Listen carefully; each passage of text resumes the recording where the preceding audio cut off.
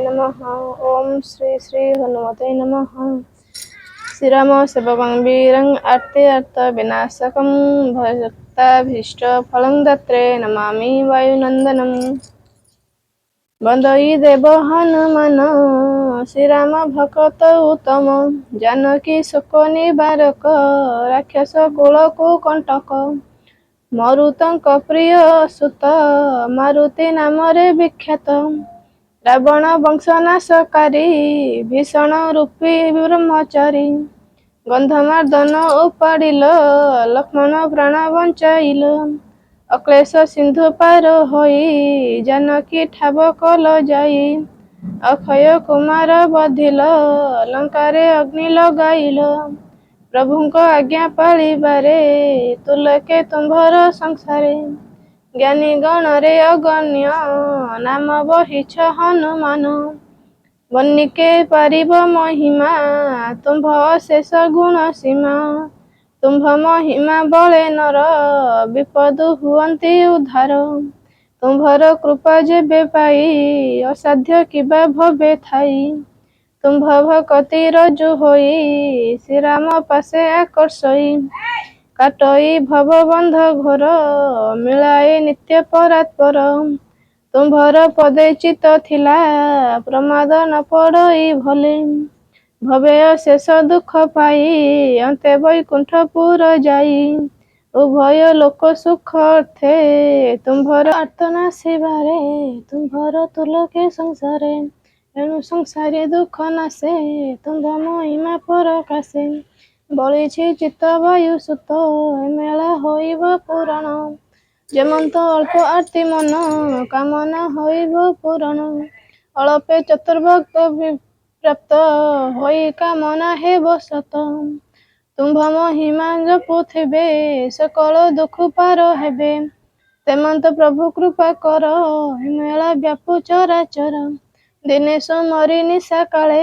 शयन थिली मु निश्चले सपने मरुत नंदन मते कहिले ए वचन मो मेला कर पांच पाली किंपाई हेउ अछु भाली चिंता तो हर दूर हेब झटते कामना पूरिब लेखिबो मेला को मो गीते प्रकाश हेब लोक हिते जे जहा श्रद्धारे करिबे सकल विपद तरिबे अपुत्री पाइब नंदन चक्षु पाइब चक्षुहीन निधनी धन जे पाइब कर्षण ताहार घुंचिब शत्रु विजय जस मान आरोग्य लभिब रुगुण विकल ग्रह पेत दोष अरिष्ट होइब विनाश विशेष द्रव्य लोड़ा नाही भक्ति मूलटी अटई स्थान को लिपि पोछि देव पवित्र पीढ़ाए रखिब लोहित बन्न वस्त्र देई पीढ़ारे गुबाक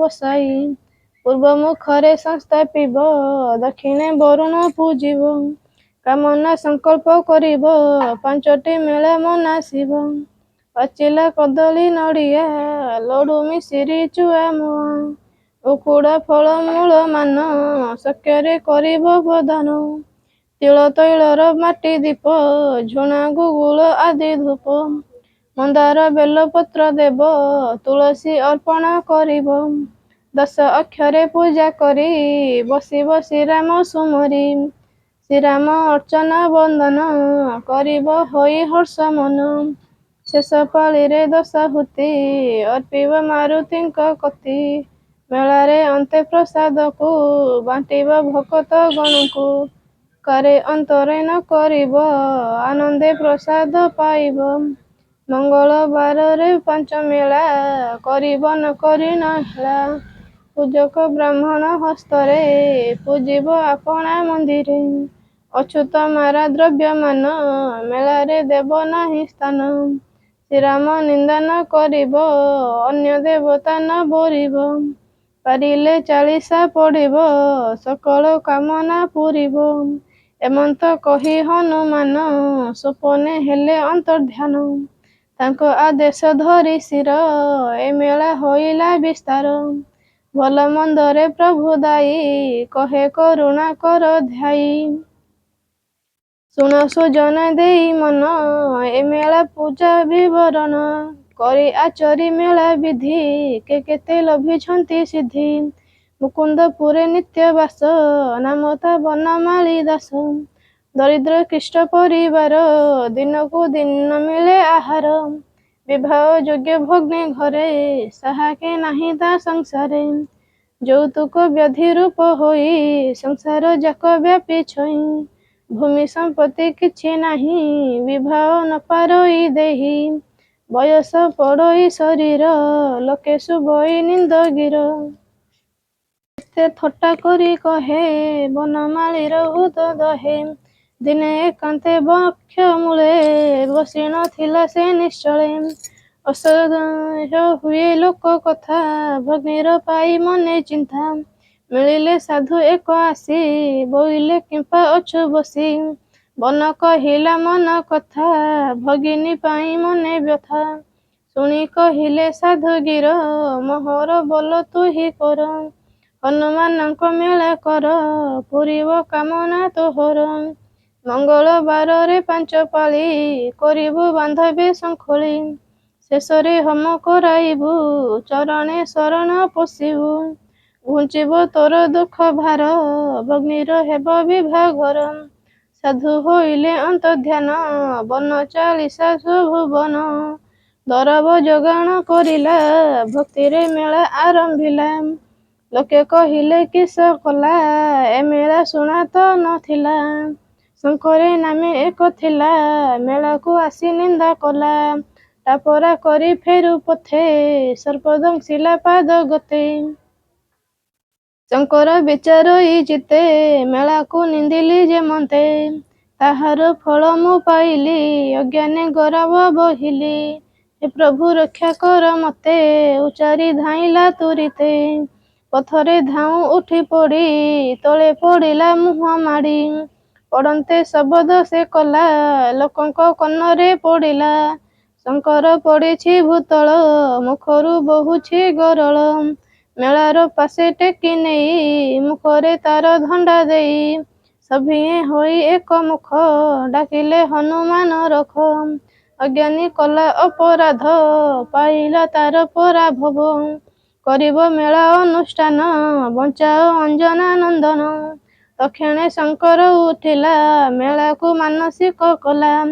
ସଭିଏଁ ମେଳା ପାଶେ ବସି ଯେ ଯାର କାମନା ମନାସି। ଶେଷରେ ପ୍ରସାଦ ପାଇଲେ ଆନନ୍ଦେ ଯେଝାପୁର ଗଲେ। ଏମନ୍ତ 1 ମାସ ଗଲା ବନର ମେଳା ଶେଷ ହେଲା। ଧନିକ ବୁଧ ଏକ ଆସି ବନକୁଡ଼ିଆ ପାଶେ ବସି। ବୋଲଇ ସ୍ୱପ୍ନାଗତ ମତେ ବୋଇଲା ଆସିଛି ମୁଁ ଏଥେ। ମକୁଳ ବଧୂ ଏକ ଘରେ ଅଛଇ ମୁକୁନ୍ଦର ପୁରେ। ଶୁଣି ସରବେ ପଚାରିଲେ ବୁଢ଼ାକୁ ସନମତ କଲେ। ବୁଢ଼ା ବୋଲଇ ଶୁଣ ବାବୁ ଏକଇ ପୁତ୍ର ମୋ ସରୋଜ। ଜଟିଳ ଲୋକେ ପଡ଼ିଥିଲା ଔଷଧେ ସମ୍ମାନ ହେଲା। ତେଣୁ ତାହାକୁ ରାମ ପାଦେ ସମର୍ପିଥିଲି ଅପ୍ରମାଦେ। ବୋଇଲି ରଖ ତ ଦଇବ କଷଣ ହେଉ ମୋ ଲାଘବ। ଆରୋଗ୍ୟ ହେଲା ତା ଶରୀର ଆନନ୍ଦେ ବାହୁଡ଼ିଲା ପୁର। ସେଦିନୁ ସରୋଜ ମୋହର ଶ୍ରୀରାମଚନ୍ଦ୍ର ପରିବାର। ପାଠ ପଢ଼ିଛି ବିଧି ମତେ ଅଭାବ ନାଇଁ ମୋ ଜୁକତେ। ଭାବିଲି ବିବାହ କରାଇ ଆନନ୍ଦ କାଳ କରିବଇଁ। ଏମନ୍ତ ବିଚାରି ମୁଁ ଗଲି ମୁଖ୍ୟ ପୂଜକେ ଜଣାଇଲି। ବୋଇଲା ପୁତ୍ର କିଣି ନିଅ ଆନନ୍ଦେ ବିବାହ କରାଅ। ମନେ ମୁଁ ଆନନ୍ଦିତ ହେଲି ସକଳ ତ ଇଚ୍ଛା ବୋଇଲି। ବୋଇଲି ପ୍ରଭୁ ଦେଲେ ଜୀବ ବଧୂଇ କରାଏ ସଂଯୋଗ। ଜଣାଇ ଘରକୁ ଆସିଲି ରାତ୍ରରେ ସ୍ୱପ୍ନାବିଷ୍ଟ ହେଲି। ମୁକୁନ୍ଦପୁରକୁ ତୁ ଯାଅ ତୋ ବଧୂ ପାଇବୁ ନିଶ୍ଚୟ। ଶଶୀ ନାମରେ ସୁଲକ୍ଷଣୀ ବନମାଳୀରେ ସେ ଭଗିନୀ।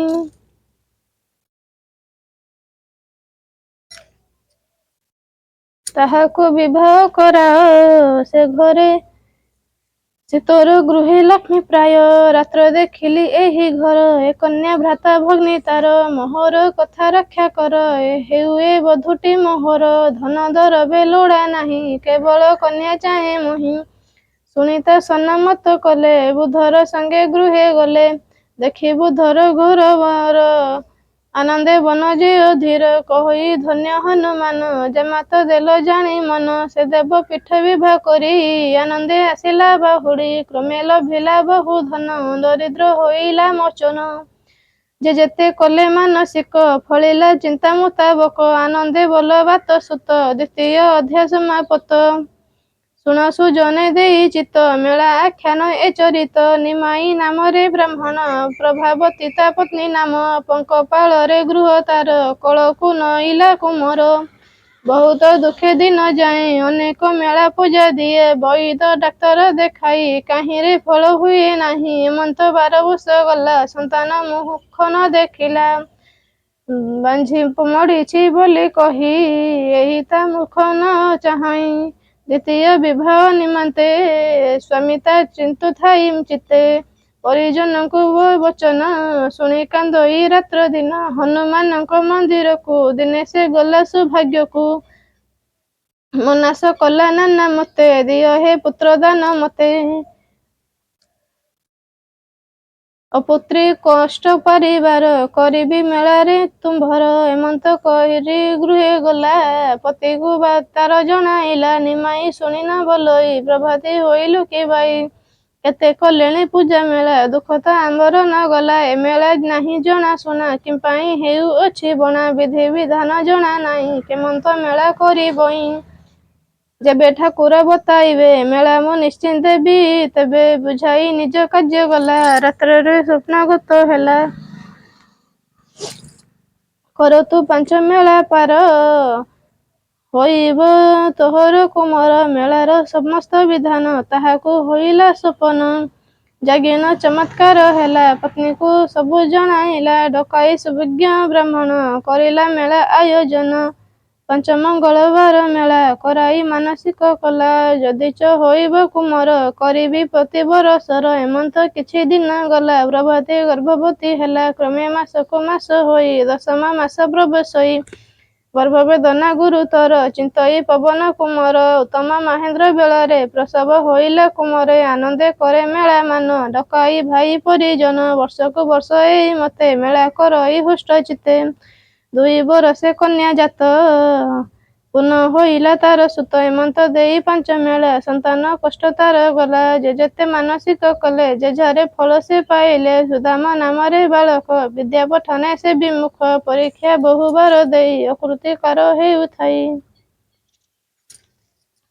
ଚିନ୍ତିଲା ମନେ ଅଞ୍ଜନେଇ ମେଳା ମୁଁ କରିବି ନିଶ୍ଚୟ ଧଣ୍ଡା ପ୍ରସାଦ ସେ ପାଇଲା ପରୀକ୍ଷା ଦେବା ପାଇଁ ଗଲା ଆଶା ଅଧିକ ଫଳ ପାଇ ଆନନ୍ଦେ ମେଳା କଲା ଯାଇ ଭକତ ପ୍ରିୟ ହନୁମାନ କାମନା କରନ୍ତି ପୂରଣ ତୃତୀୟ ଛନ୍ଦ ସମାପନ ଦୟା କରିବେ ହନୁମାନ ଶୁଣ ହେ ଅଦ୍ଭୁତ ବାଣୀ ମେଳାର ମାହାତ୍ମ୍ୟ କାହାଣୀ ଗ୍ରାମର ନାମଟି ବରୁଆ ନାମ ତା ଅହମିଦ ମିଆଁ ଜାତିରେ ଯବନ ଅଟଇ ବାତ ରୋଗରେ କଷ୍ଟ ପାଇ ସ୍ଥାନ ଅସ୍ଥାନ ତାର ନାହିଁ ଝଟତି ରୋଗ ପ୍ରକର୍ଷଇ ପଡ଼ି ସେ ଛାଟି ପିଟି ହୋଇ ମୁଖରୁ ଲାଳ ବାହୁଥାଇ ହାକିମ କବିରାଜ କେତେ ଉପାୟ କଲେ ନାନା ମତେ କାହିଁରେ ନ ମିଳଇ ଫଳ ଅଧିକେ ହୁଅଇ ପ୍ରବଳ ମାସେ ବା ପକ୍ଷେ ସୁସ୍ଥ ରହେ ରୋଗ ତା ପ୍ରକାଶିତ ହୁଏ ଦିନେ ସେ ପଥେ ଯାଉଥିଲା ବାତ ତାହାକୁ ଆକ୍ରମିଲା ପଡ଼ିଲା ହାତ ଗୋଡ଼ ଛାଟି ରୁଧିର ବହେ ମୁଣ୍ଡ ଫାଟି ଦେହରେ ତାର ଚେତା ନାହିଁ ଚାହିଁଛି ମଟମଟ ହୋଇ ହନୁମାନଙ୍କ ମେଳା ସାରି ଫେରୁ ଯେ ଥିଲେ ଜଣ ଚାରି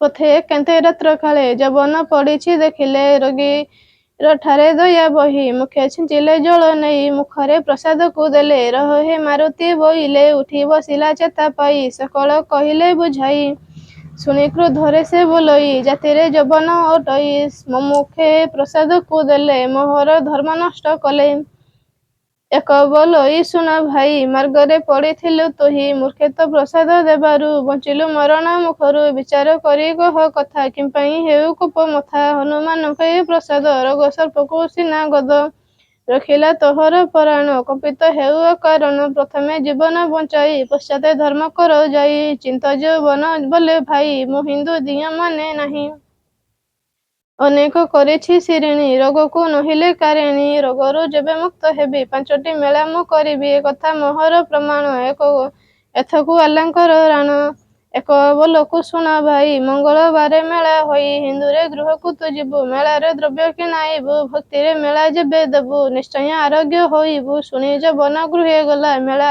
ଯୋଗଣେ ମନ ଦେଲା। ସୁବର୍ଣ୍ଣ ହିନ୍ଦୁ ମିତ୍ର ଘରେ ମେଳା କରଇ ସୁବିଧିରେ, ଆନନ୍ଦେ ପ୍ରସାଦ ପାଇଲା, ଅଙ୍ଗରୁ ତାର ରୋଗ ଗଲା। ଅନ୍ୟ ଯବନ ତା ଜାଣିଲେ, ତାହାକୁ ଡାକି ପଚାରିଲେ, ଯବନ କୂଳେ ଜାତ ହୋଇ ହିନ୍ଦୁ ଦେବତା ବୁଝୁଥାଇ, କର ଯୋଡ଼ିନ ହାମଦ, ବୋଲଇ ହୋଇ ଗଦ ଗଦ, ମୋରୋଗ ଆରୋଗ୍ୟର ପାଇଁ କେତେ ମନାଶ କଲି ମୁହିଁ। କେହି ମୋ ଡାକ ନ ଶୁଣିଲେ, ହିନ୍ଦୁ ଦେବତା ଭଲ କଲେ। ଦେଖିଲି ୟାଲି ହନୁମାନ, ନାହିଁ ତହିଁରେ ଭିନ୍ନ ଭିନ୍ନ, ମୋ ଇଷ୍ଟ ଆଲା ରାମ ସେହି, ଏହି ସନ୍ଦେହ ମୋର ନାହିଁ। ଅହମଦରୁ ଶୁଣି କଥା, ଯେ ଯାର ଚଳିଗଲେ ସିଧା। ହିନ୍ଦୁ ଯବନ ଖ୍ରୀଷ୍ଟିୟାନ, ଇହୁଦୀ ଅବା ବୌଦ୍ଧ ଜୈନ, ଏଥିରେ ନାହିଁ ଧର୍ମ ଜାତି, ମୂଳଟି ଅଟଇ ଭକତି, ସଭିଙ୍କୁ ହେବ ସମ ଫଳ, ଯେମନ୍ତ ଭକତି ସମ୍ବଳ। ବହୁତ ଲୋକ କାମ୍ୟ କରି, ଲଭିଲେ ମାରୁତି ସୁମରି, ବହୁତ ଲୋକ ଫଳ ଲାଭ, ଲଭିଲେ ଆଶାର ସମ୍ପଦ। ସମାପ୍ତ ହେଲା ଛାନ୍ଦ ଚାରି, ଆନନ୍ଦେ ବୋଲ ହରି ହରି। ଶୁଣ ସୁଜନେ ହୃଷ୍ଟ ଚିତ୍ତେ, ମେଳା ବିଧାନ ଯେମନ୍ତେ, କାମନା କରି ନାନା ମତେ, ଫଳ ଲଭନ୍ତି ଯେ ଯେମନ୍ତେ, ଭକତି ନିଷ୍ଠା ମନ ବଳ, ବିଶ୍ୱାସ ମାତ୍ରକେ ସମ୍ବଳ। ହିନ୍ଦୁ ଓ ହିନ୍ଦୁ ଛୋଟ ବଡ଼, ନାହିଁଟି ତାର ଜାତି ବଡ଼। ଗୃହ ମଣ୍ଡପ ଦେବ ପୀଠ, ଯାହାକୁ ସୁବିଧା ଯେମନ୍ତ, ପବିତ୍ର ଚାର ଶୁଦ୍ଧ ଭାବେ, ସନ୍ଦେହ ନ ରଖିବ ଲୋଭେ। ଆପଣା ସାଧ୍ୟ ମତେ ଭୋଗ, ଯାହାକୁ ଯେମନ୍ତେ ସମ୍ଭବ, ନବାତ ଖୁଡ଼ା ମୁଆଁ ଫଳ, ମୃତ୍ତିକା ଦୀପେ ତୈଳ ତିଳ ତୈଳ ଭାବେ ଘୃତ ଦୀପ ଦେବ, ଗୁଗୁଳ ଧୂପ ଲଗାଇବ। ମେଳାକୁ ମଙ୍ଗଳବାରରେ, କରିବ ବ୍ରାହ୍ମଣ ହସ୍ତରେ, ସାଇ ପଡ଼ିଶା ବନ୍ଧୁ ମେଳେ, ମେଳା କରିବ ରାତ୍ର କାଳେ।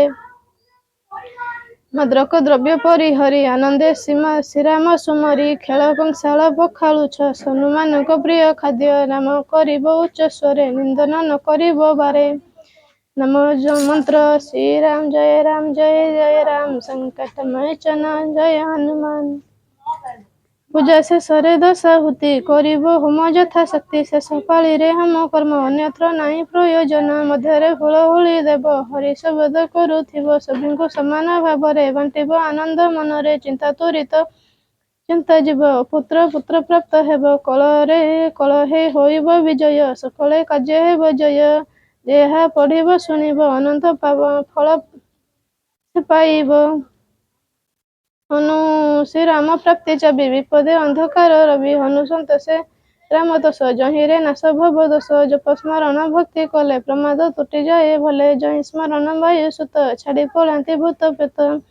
ଗ୍ରହ ପିଶାଚ ଯୋଗୀ ଗଣ, କରନ୍ତି ଭୟେ ପଳାୟନ, ସକଳ ବିପଦ ତୁଟଇ, ବନ୍ଦିଜେ ବନ୍ଧନ ଫିଟଇ। ସ୍ମରିଲେ କେଶରୀ କୁମର, ପାପ ସକଳ ହୁଏ ଦୂର, କରିବେ କରାଇବ ଜନ, ଉଭୟେ ଫଳକୁ ଭଜନ। ନିନ୍ଦୁକ ନାସ୍ତିକ ପାମର, ତୋଳନ୍ତି ସିନା ନିନ୍ଦାସୁର, ଗରବେ ହୋଇ ହତ ଜ୍ଞାନ, ନିନ୍ଦନ୍ତି ନିଗମ ବଚନ। ଭକତ ବିରକ୍ତ ସାଧୁ, ଜାଣନ୍ତି ଭକ୍ତି ରସ ମଧୁ, କରନ୍ତି ଜଗତ କଲ୍ୟାଣ, ତାଙ୍କର ପଦରେ ଶରଣ।